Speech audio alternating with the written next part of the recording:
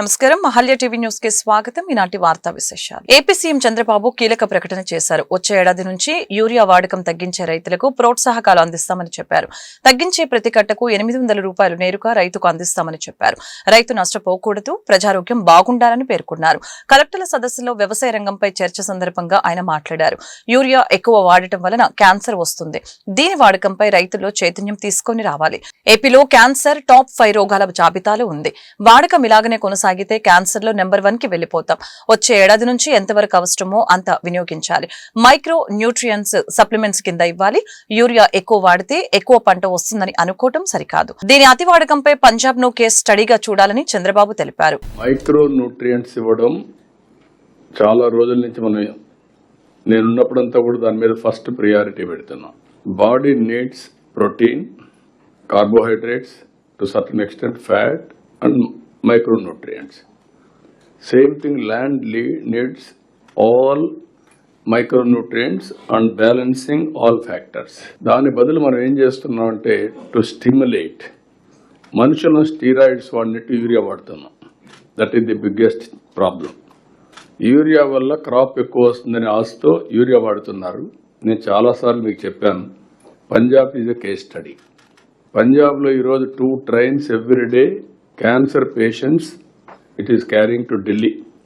Cancer ఎక్కడైనా సరే correlation మీరు వెళితే backward, either pesticides or urea, fertiliser, chemical fertiliser or pollution. These are all the reasons. మనం కూడా టాప్ 10 డిసీజెస్ చూస్తే టాప్ 10లో రెండోది అనుకుంటాను. Cancer is the second biggest disease or third biggest in Andhra Pradesh. Top 10లో 3-4లో టాప్ 5లోనే వస్తుంది. 3 or 4 వచ్చే పరిస్థితి వచ్చింది. Tomorrow it will become number 1. ఇక్కడ ఎందుకు వేస్తున్నారు అన్నప్పుడు మనం సాయిల్ టెస్టింగ్ నుంచి వచ్చాం. బాడీ టెస్టింగ్ ఎట్లయితే మనం చేసుకుంటున్నామో సాయిల్ టెస్టింగ్ కూడా చేసి అక్కడి నుంచి సాయిల్ని బ్యాలెన్స్ చేయాలి విత్ మైక్రో న్యూట్రియంట్స్. ఇప్పుడు డ్రై కెమిస్ట్రీ కూడా వెళ్తున్నాం మనం. సెటిలైట్ మన ఒక అతను వచ్చాడు, కొత్తగా ఒక స్టార్టప్ కంపెనీ పెట్టాడు. Is doing extremely well. మనం కూడా సెటిలైట్కి వెళ్తున్నాం. వచ్చినప్పుడు మీరు కానీ ఇది కానీ బ్యాలెన్స్ చేస్తే చాలా వరకు మనకు ఇబ్బంది లేకుండా పోతుంది. స్టిమ్యులేట్ చేయడానికి వాడాలి తప్ప అది సప్లిమెంటేషన్ ఎరువు కాదు, మైక్రో న్యూట్రియంట్స్ కాదు. ఈ విషయం మీరు గుర్తుపెట్టుకోండి. ఇప్పుడు అది రాసుకుంటాం మేము. నెక్స్ట్ ఇయర్ నుంచి ఎంతవరకు అవసరమో ఇట్ ఈస్ ఏదో కొద్దిగా ఇస్తున్నాను కాదు, సాయిల్ ఫెర్టిలిటీని బట్టి, డెఫిషియన్సీస్ బట్టి మైక్రో న్యూట్రియంట్స్ సప్లిమెంట్ చేయాలి. ఇక్కడ వచ్చిందంటే ఫార్మర్స్ అది చేయడం లేదు. దానివల్ల ఏమవుతుందంటే సాయిల్ మొత్తం డిట్రేట్ అయిపోతా ఉంది. దాన్ని మనం బ్యాలెన్స్ చేద్దాం, ఏం చేయాలని వర్కౌట్ చేద్దాం. ఏపీ మెగా డిఎస్సీ తుది ఎంపిక జాబితాను రాష్ట్ర విద్యాశాఖ విడుదల చేసింది. ఎంపికైన వారి వివరాలను మెగా డిఎస్సీ వెబ్సైట్ లో అందుబాటులోకి తీసుకుని వచ్చింది.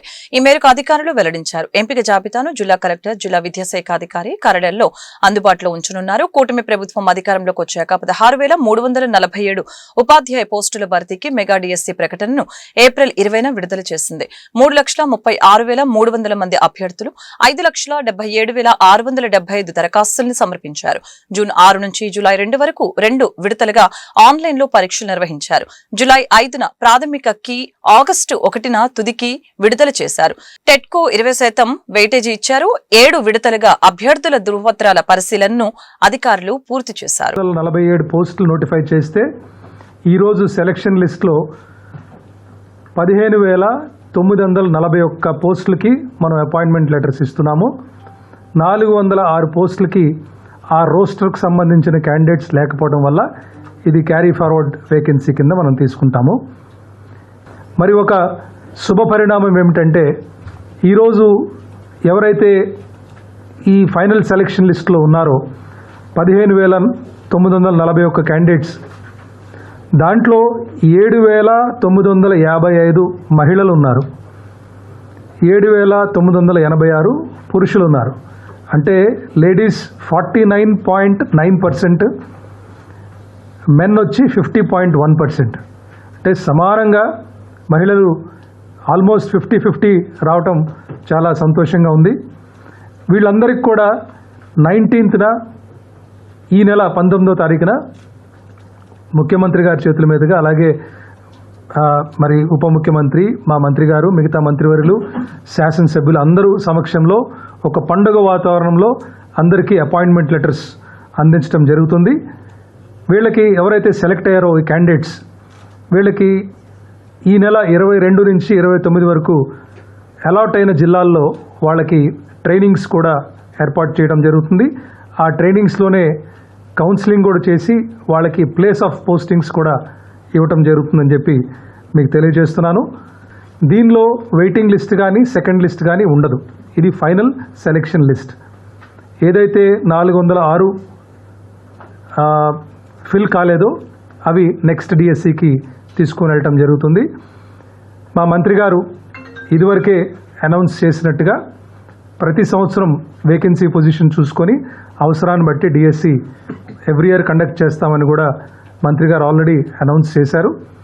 నెక్స్ట్ టెట్ కూడా నవంబర్లో ఉంటుంది కాబట్టి మరి అభ్యర్థులందరూ కూడా దానికి ముందుగానే తయారవ్వాల్సిందిగా విజ్ఞప్తి చేస్తూ మరి అందరికి కూడా ధన్యవాదాలు తెలియజేసుకుంటూ సెలవు తీసుకుంటాను.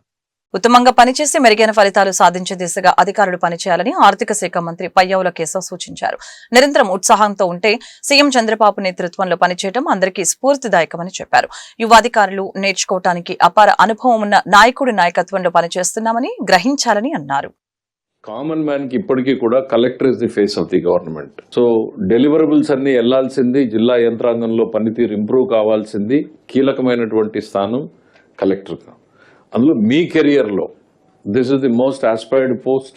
దీనికి మీరు now you have been chosen few by the chief minister. Now it's your responsibility, it's your turn to start delivering the chief minister's ideas.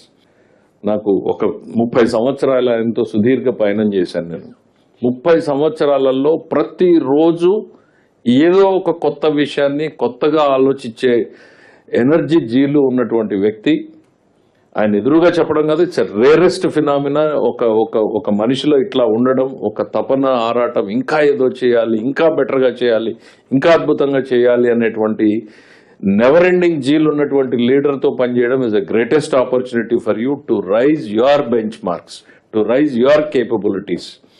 So మీ కలెక్టర్స్ కూడా don't be satisfied. I don't think you will have an opportunity to live a satisfied life because your bar will be like a bamboo tree. It will grow by the night, it will grow by the day. Your bar will be constantly upgraded every day, every minute. There's a challenge in you to rise up to the chief minister's occasion. అద్భుతమైనటువంటి confidence వస్తుంది. ముఖ్యమంత్రి గారి expectations ని reach అయ్యి మనం deliver చేసిన రోజున అటు పబ్లిక్ సాటిస్ఫాక్షన్ పెరుగుతుంది, మన సాటిస్ఫాక్షన్ పెరుగుతుంది, మన కేపబిలిటీస్ పెరుగుతాయి. So it's rarest opportunity. Revenue వ్యవస్థను పీపుల్స్ ఫ్రెండ్లీగా మార్చేందుకు కృషి చేస్తున్నామని రెవెన్యూ శాఖ మంత్రి అనకాని సత్యప్రసాద్ తెలిపారు. అవినీతి అక్రమాలతో వైసీపీ ప్రభుత్వం భ్రష్టు పట్టించిన రెవెన్యూ శాఖను గాడిన పెడుతున్నామని చెప్పారు. రికార్డుల్ని పూర్తి స్థాయిలో డిజిటలైజ్ చేసి సేవలను సులభతరం చేస్తున్నామని వెల్లడించారు.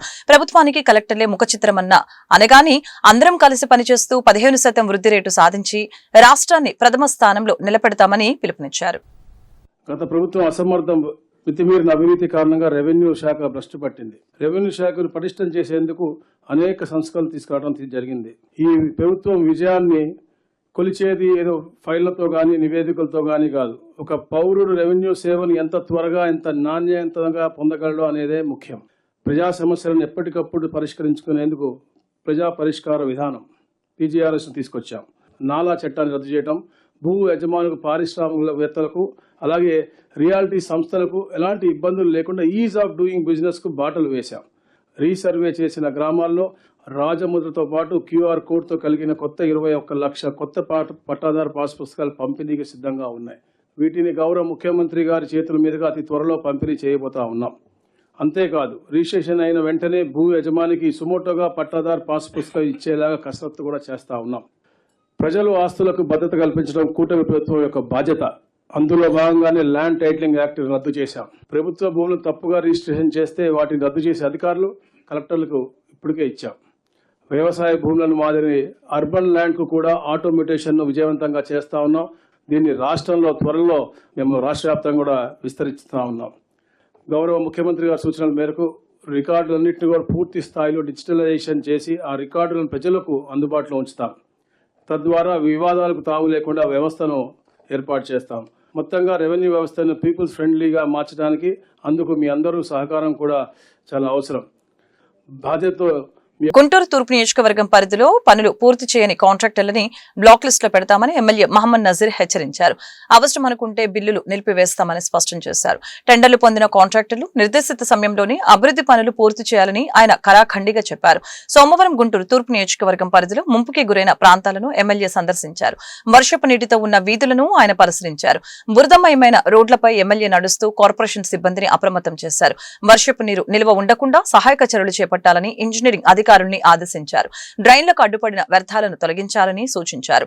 ఈ సందర్భంగా ఎమ్మెల్యే నజీర్ మాట్లాడుతూ గుంటూరు నగరంలో రికార్డు స్థాయిలో వర్షం కురుస్తుందని, దీంతో లోతట్టు ప్రాంతాలు జలమయంగా మారాయని చెప్పారు. పీకలవాగు ఆక్రమణకి గురికావడంతో ముంపు తీవ్రత పెరిగిందని చెప్పారు. ప్రజలు ఇబ్బందులు పడకుండా అన్ని రకాల చర్యలు చేపట్టామని వివరించారు.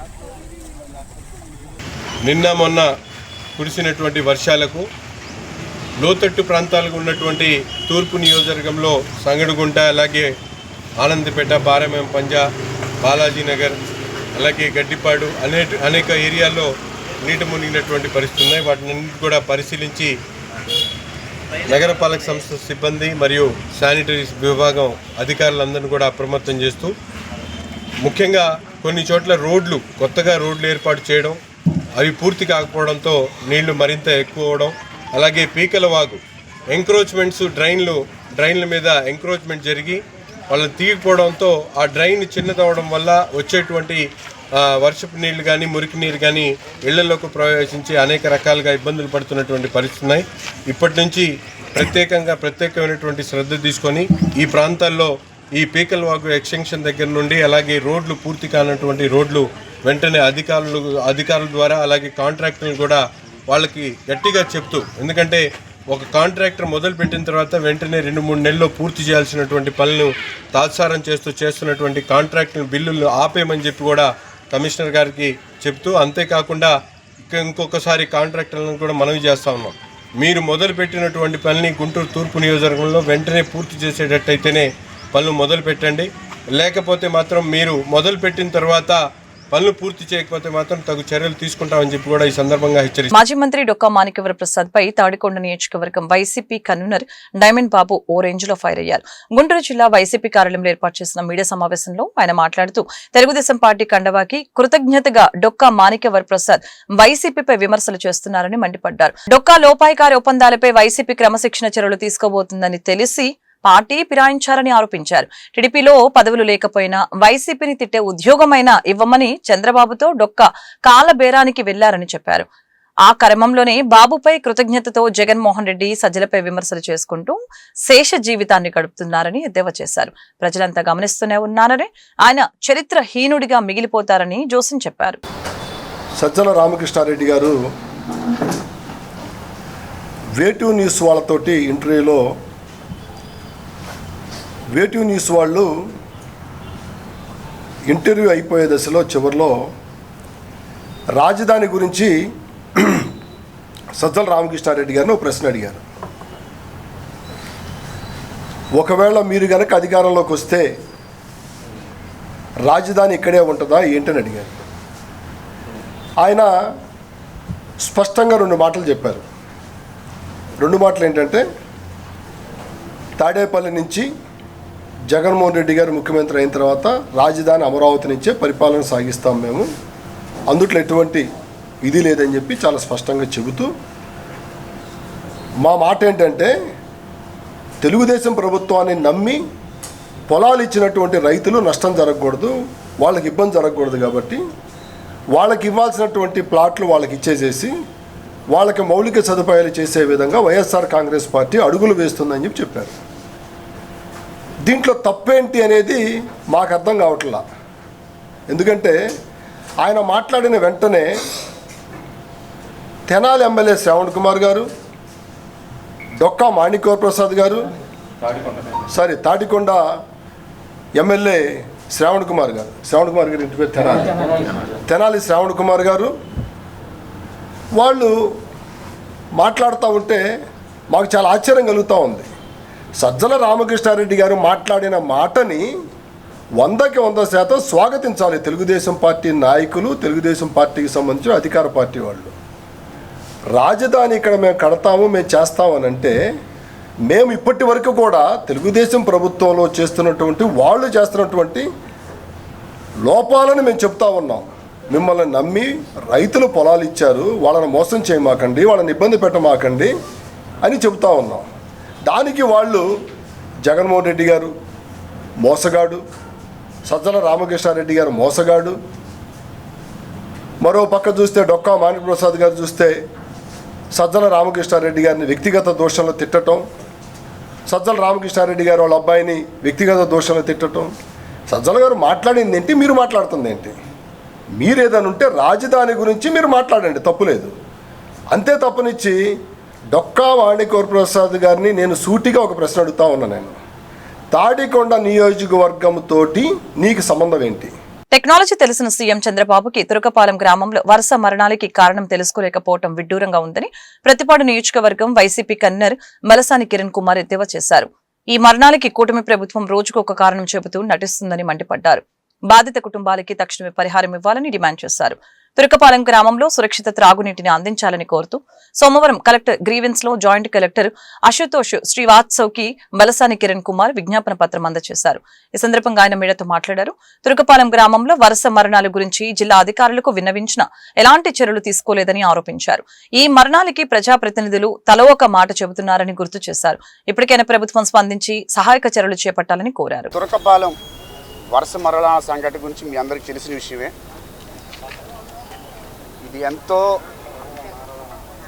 బాధతో కలిగినటువంటి విషయం. ఎందుకంటే ఒక 5 నెలల క్రితమే ఈ యొక్క వరుస మరణాల గురించి కానీ అక్కడ వాటర్ కంటామినేషన్ అవ్వచ్చు, ఇంకోటి అవ్వచ్చు, రకరకాల కారణాల వల్ల మనుషులు చనిపోతున్నారు. ఆ విషయం మేము ఒక 5 నెలల క్రితమే కలెక్టర్ గారికి ఇక్కడ రిప్రజెంటేషన్ ఇవ్వడం జరిగింది. అక్కడ 200 మంది అందరూ కూడాను సంతకాలు పెట్టి ఇవ్వడం జరిగింది. 5 నెలల క్రితం నుంచి ఇప్పటివరకు యాక్షన్ తీసుకున్నది లేదు. ఒక 3 వారాల క్రితం ఒక వ్యక్తి పల్లెలో మరణిస్తే అక్కడ వెళ్ళినప్పుడు వాళ్ళందరూ చెప్పింది ఒక మాట, అన్న ఇక్కడ పరిస్థితి అసలు ఏం బాగాలేదు, అందరూ చనిపోతున్నారు. దగ్గర 2 నెలల వ్యవధిలోనే మొత్తం ఒక 30 మంది వరకు చనిపోవడం జరిగింది. మాకు అర్థం కావట్లేదు, ఇది నీటి సమస్య తెలియట్లేదు, లేదంటే బుడ్ర సమస్య తెలియట్లేదు, లేదంటే ఇతర కారణాల వల్ల తెలియట్లేదు, ఏదైనా భయాందోళనకు గురై అందరూ కూడా నాకు చనిపోవడం జరిగింది. ఈ విషయాన్ని యొక్క 3 వారాల క్రితం మీడియా ద్వారా కానీ సోషల్ మీడియా ద్వారా కానీ తీసుకెళ్తే ఇక్కడ ఉన్న సదరు ఎంపీ గారు అయినటువంటి పెమ్మసాని గారు వచ్చి, అలాగే వైద్య శాఖ మంత్రి గారు కూడా రావటం జరిగింది. వచ్చారు, బాగానే ఉంది. వచ్చిన తర్వాత ఏదో చేశాం, టెస్టులు చేశాం అని చెప్పి ఆయన ఒక నోరు తిరగనటువంటి ఒక పదాన్ని ఇది మెడియాలసిస్ అనో మిలీడియాలసిస్ అనో ఇది ఒక బ్యాక్టీరియా, ఈ బ్యాక్టీరియా అనేది అరుదుగా ఉంటుంది, ఇది అక్కడ రావటం వల్ల మనుషులు అనుకోకుండా చనిపోతారు, దీనికంటూ ఒక మెడిసిన్స్ అంటే ప్రాపర్గా లేవు, ఇవి యాంటీబయాటిక్స్ కూడా అన్నీ పనిచేయవు, ఒకసారి వచ్చిన తర్వాత ప్రాపర్ ట్రీట్మెంట్ జరగకపోతే ఒక్క రోజులో చనిపోయే అవకాశాలు ఎక్కువ ఉంటాయని చెప్పేసి ఎంపీ గారు పెమ్మసాని గారు చెప్పడం జరిగింది. సరే, అదైపోతే వైద్య శాఖ మంత్రి గారు ఆయన వచ్చి అన్నారు, అలా కాదు అక్కడ జరిగింది అది కాదు, అది వాటర్ కంటామినేషన్ వల్ల జరిగింది, అదైతే కాదు అని చెప్పేసి అన్నారు. సరే, అలా కాదు కదా అని చెప్పేసి ఎవరైతే ప్రతిపాడు నియోజకవర్గ ప్రజలు ఎవరైతే గెలిపించారో పాపం ఎమ్మెల్యే గారు అయిన గోర్ల రామాంజనేయులు గారు ఆయన వచ్చి అంటారు, ఇక్కడ అందరూ చనిపోయింది మద్యం తాగడం వల్ల చనిపోయారు, ఎస్సీలు బీసీలు మద్యం తాగడం వల్ల చనిపోయారని చెప్పేసి ఆయన వక్రీకరించి మాట్లాడారు. ఇలాగా ప్రజలు అసలు ఏం జరుగుతుంది ఏంటి, అసలు మా పరిస్థితులు ఏంటి, మా బాధలు ఏంటి, మేము ఇలా చనిపోతున్నాం, మమ్మల్ని ఎవరు పట్టించుకోవట్లేదు అనుకుంటే, సరే బయట నుంచి ఒక టీం పంపించాము గవర్నమెంట్ వాళ్ళు, ఇవన్నీ రిపోర్ట్స్ అన్ని తీసుకున్నాం, బ్లడ్ టెస్ట్ అన్ని చేశాము. ఈ బ్లడ్ టెస్ట్లు చేసిన తర్వాత నిన్న ఒకటి కొత్తగా రిలీజ్ అయింది, ఇంకోటి కొత్తది రిలీజ్ అయింది. ఎడతెరిపిలేని వర్షాల కారణంగా గుంటూరు నగరం స్విమ్మింగ్ పూల్ గా మారిందని కాంగ్రెస్ పార్టీ జిల్లా జనరల్ సెక్రటరీ బిల్లా సునీల్ ఆరోపించారు. కార్పొరేషన్ అధికారుల నిర్లక్ష్యం కారణంగానే ఈ పరిస్థితి తలెత్తిందని ఆరోపించారు. ముంపు ప్రాంతంలో సహాయక చర్యలు చేపట్టడంలో కార్పొరేషన్ యంత్రాంగం విఫలమైందని ధ్వజమెత్తారు. సోమవారం జరిగిన కలెక్టర్ గ్రీవెన్స్ లో గుంటూరు నగరపాలక సంస్థపై కాంగ్రెస్ పార్టీ ఫిర్యాదు చేసింది. ఈ సందర్భంగా ఆయన మీడియాతో మాట్లాడారు. టన్నుల రూపాయల కోట్లాది రూపాయల వసూలు చేస్తున్న కార్పొరేషన్ నగరవాసులకి కనీస మౌలిక వసతులు కూడా కల్పించడం లేదని ఆరోపించారు. ఇప్పటికైనా గుంటూరు నగరపాలక సంస్థ స్పందించి యుద్ధ ప్రాతిపదికన సహాయక చర్యలు చేపట్టాలని డిమాండ్ చేశారు. అధ్యక్షులు గౌరవనీయులు చిలక విజయ్ కుమార్ గారి ఆదేశానుసారం నగరంలో నిన్న పడుతున్నటువంటి వర్షం కారణంగా ఈరోజు మరి గుంటూరు జిల్లా కలెక్టర్ కార్యాలయంలో గ్రీవెన్సీలో మరి జేసీ గారికి రిప్రజెంటేషన్ ఇవ్వడం జరిగింది. ఏదైతే నగరంలో ఒక కొద్దిపాటి వర్షం పడుతుంటే నగరం మొత్తం మునిగిపోయి అటు వెహికల్ ఇటు రావాలన్నా ఇటు వెహికల్ అటు వెళ్ళాలన్నా స్తంభింపబోతుంది. రాష్ట్రంలోనే కోట్లాది రూపాయల పన్నులు ఈ సిటీలో పన్ను రూపంలో వసూలు చేస్తూ మున్సిపాలిటీ వాళ్ళు ప్రజలు ఏ కష్టం పడ్డా మాకేందన్న ఒక ఇదితో మరి ఏదైతే డ్రైనేజీ సిస్టమ్ ఉందో ఆ డ్రైనేజీ సిస్టమ్ని పట్టుకోకుండా వాడుకోకుండా దాన్ని శుభ్రపరచకుండా మరి దాన్ని గాలికి వదిలేశారు. మరి కొత్త కాంట్రాక్టర్లకి కాలువల కాంట్రాక్ట్ ఇచ్చారు, కానీ అది కాంట్రాక్టర్లో బాగుపడతానని తప్పితే ప్రజలకి ఎటువంటి మేలు లేదు. నిన్న పడ్డ వర్షం కారణం వల్ల గార్డెన్స్లోని మున్సిపాలిటీ శాఖ మునిగిపోయింది. అక్కడ ఉన్నటువంటి అయ్యప్ప స్వామి టెంపుల్ ఏదైతే ఉందో మొదటి మెట్టు వరకు వాటర్ రావడం జరిగింది. గుంటూరు మున్సిపాలిటీ ఎదురున్నటువంటి గాంధీ పార్క్ కానీ, రమేష్ హాస్పిటల్ కానీ, మూడు బొమ్మల సెంటర్ కానీ, నల్ల చెరువు కానీ, అట్లానే వన్ టౌన్ కానీ, ఇట్లా మెయిన్ కూడలు మొత్తం వర్షంతో మునిగిపోతే ప్రజలు ఎలా కష్టపడుతున్నారో అధికారులు తెలియట్లేదు. అధికారులు వెహికల్లో కాకుండా టూ వీలర్ మీద వస్తే అధికారులకు ప్రజల సమస్యలు తెలుస్తాయి. దయచేసి అధికారులందరూ ఒకరోజు మొత్తం నగరంలో టూ వీలర్ వెహికల్తో తెలిస్తే ప్రజలు ఎలా పడుతున్న బాధలన్నీ కూడా అధికారులకు తెలుస్తుంది. అధికారులు కారులు ఏసీలు తిరుగుతుంటే ప్రజల కష్టాలు తెలియట్లేదు. కోట్లాది రూపాయల పన్నులు వసూలు చేస్తున్నారు, ఆ పన్ను ఏమవుతుందో తెలియట్లేదు. ఒకరోజు పన్ను లేటుగా కడితే పనిష్మెంట్ అని చెప్పి ఫైన్లు వేస్తున్నారు. మరి మీకేం చేయాలా? మరి ప్రజల వెహికల్ కొట్టబోతున్నాయి. 7 కోట్లు పెట్టి నెహ్రూ 300 కింద బ్రిడ్జి కట్టారు, దాని పని ఏంది? కొద్దిపాటి వర్షం పడితే 300 మునిగిపోతున్నాయి, అక్కడ వెహికల్ కొట్టకపోతున్నాయి.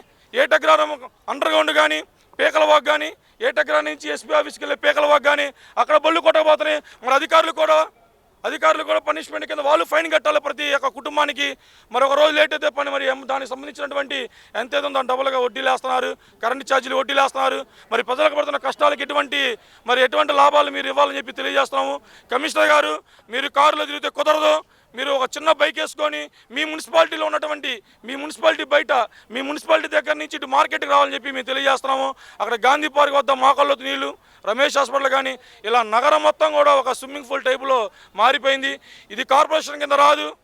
కమిషనర్ కానీ కలెక్టర్ గారు తక్షణం ఇది జోక్యం చేసుకొని మున్సిపాలిటీలో ఉన్నటువంటి అధికారులను కన్నించి ఈ సమస్యను మహిళా సంరక్షణ చట్టాలను పక్కాగా అమలు చేస్తామని గుంటూరు జిల్లా ఎస్పీ వకుల్ జిందాల్ స్పష్టం చేశారు. పోలీస్ స్టేషన్ కి వచ్చే బాధిత మహిళలకి సత్వరమే న్యాయం అందిస్తామని చెప్పారు.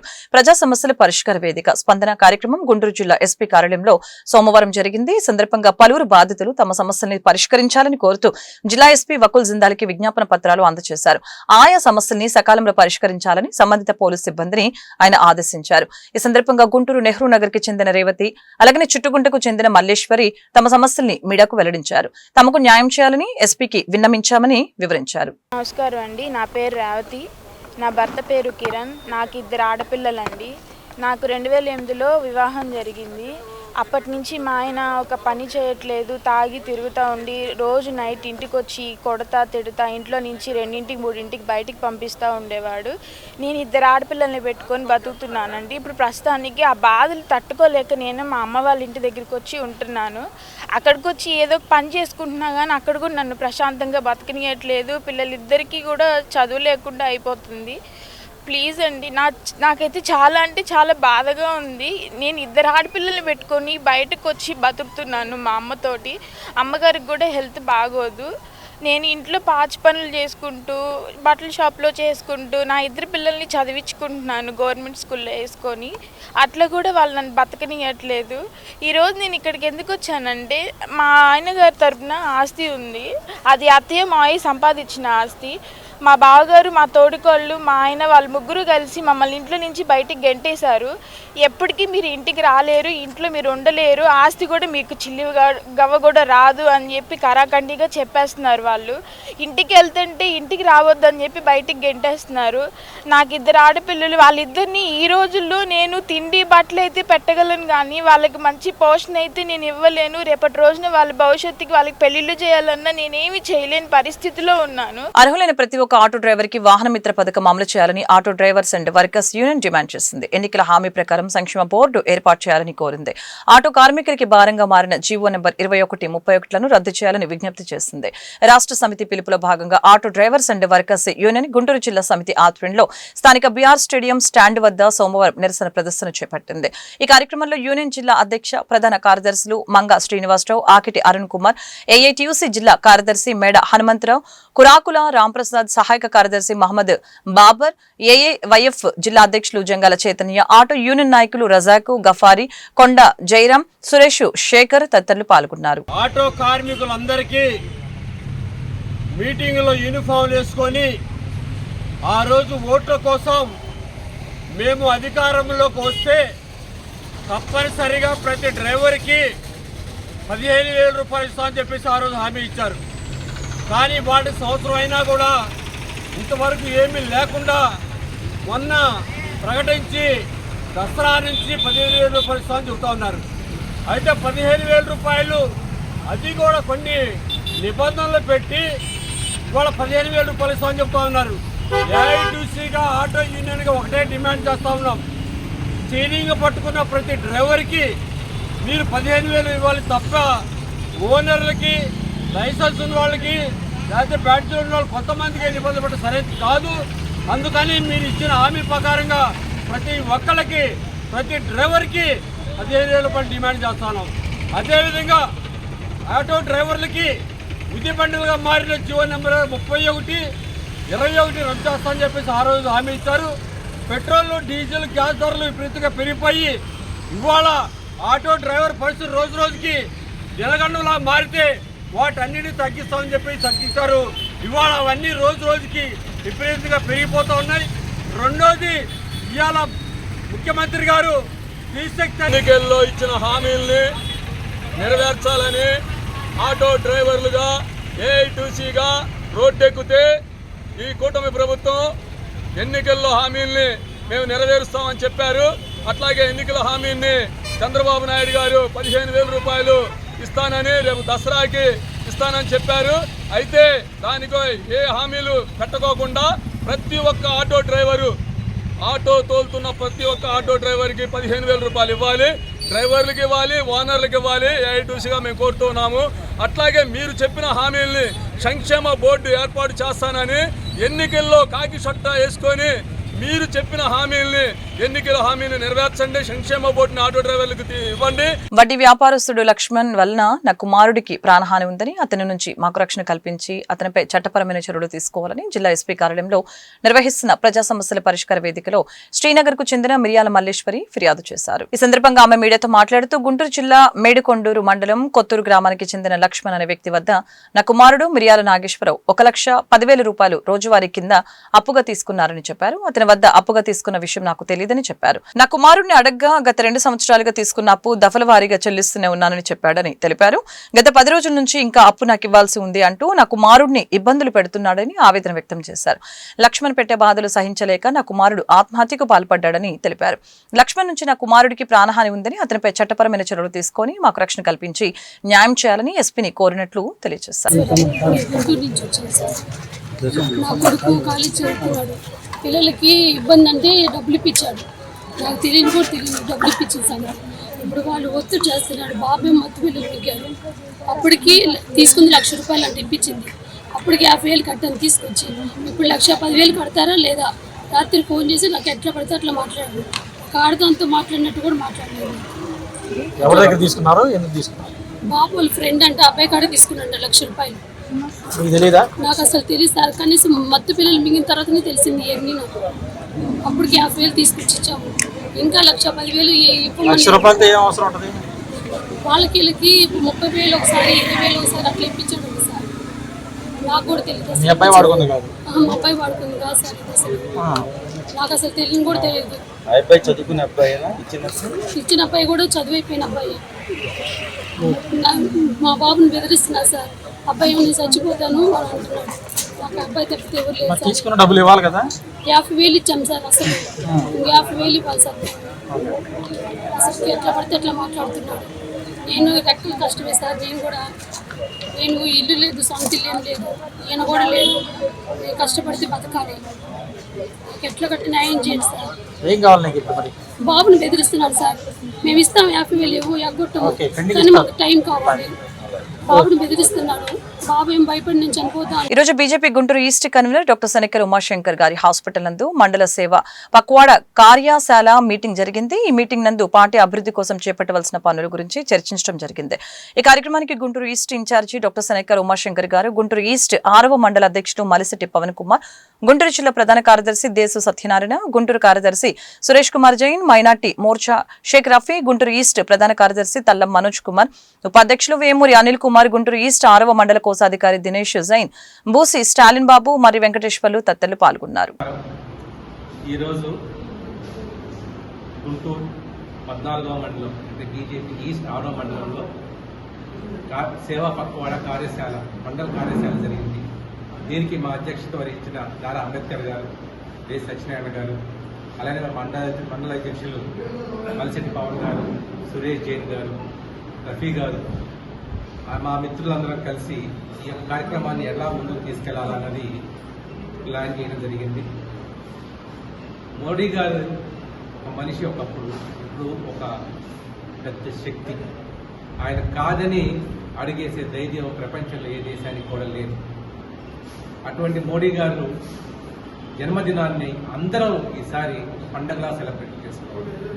ఎలా అయితే కరోనా నుంచి మనందరినీ కాపాడారో, మన ప్రాణాలు కాపాడి వాళ్ళు చక్కగా మనం అందరం హ్యాపీగా బతుకుతున్నామో, ఆయనకి కృతజ్ఞత తెలిపే అవకాశం రేపు 17వ తారీఖు మనందరం పెద్ద సంఖ్యలో మనం ఈ యొక్క కార్యక్రమాల్లో పాల్గొని వారికి ధన్యవాదాలు తెలుపుతూ మన యొక్క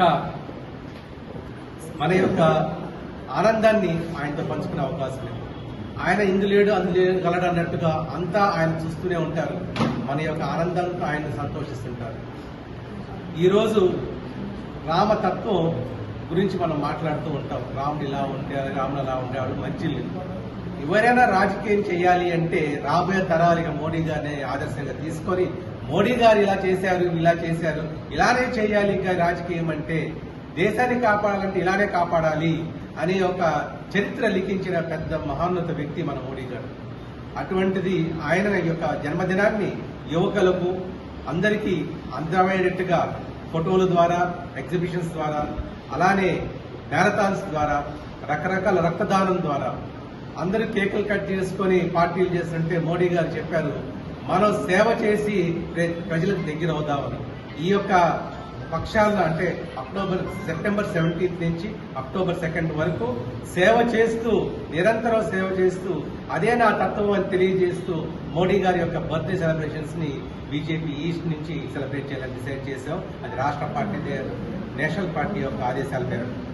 కనుక అందరూ పాల్గొని ఈ యొక్క సేవా పక్వాడ కార్యక్రమాల్లో మీకు తగినంతగా చేసి మీ యొక్క ధన్యవాదాలు. ఈరోజు తూర్పు నియోజకవర్గ 6వ మండలంలో సేవా పక్వాడ కార్యశాల కార్యక్రమం జరగడం జరిగింది. దీని యొక్క ప్రాముఖ్యత సెప్టెంబర్ 17 మన భారత ప్రధాని నరేంద్ర మోడీ గారి జన్మదినాన్ని పురస్కరించుకొని ఒక 15 రోజులు సేవా కార్యక్రమాలు ప్రతి ఏటా చేయడం జరుగుతుంది. దాంట్లో ముఖ్యంగా రక్తదాన శిబిరం ప్రాముఖ్యత ఎంతో అవసరం. సమాజంలో ఇవాళ రక్తం లేక బాధపడే పేషెంట్లు చాలామంది ఉన్నారు. వాళ్ళకి రక్తం మనం అందిస్తే వాళ్ళ ప్రాణాన్ని కాపాడినట్టు అవుతుంది.